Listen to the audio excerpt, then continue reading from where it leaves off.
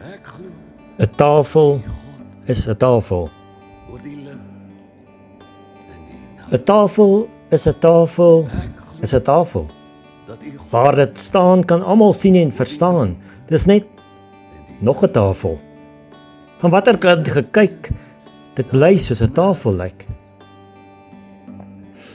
Selfs die berg waar agter ek op my stoep sit, lui wakker, bly steeds Tafelberg. Al probeer hy om skeefskuins verberg.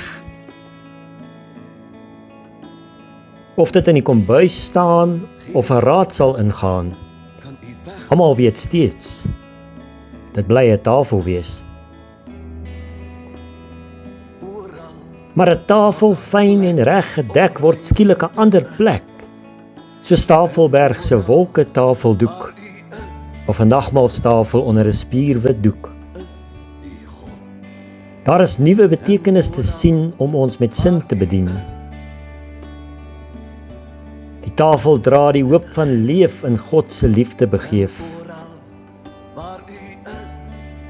Tafels is nie maar net tafels, leeg op pote in die lug gelos.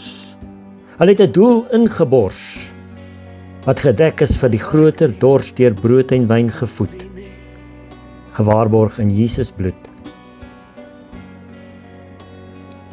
Gelukkig is alles in oorvloed, soos genade my ontmoet.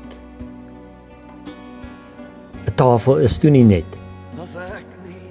Dit kan lewe opset. Ons moet dit net dek met die regte genadige opset. En dan op die groot genade let.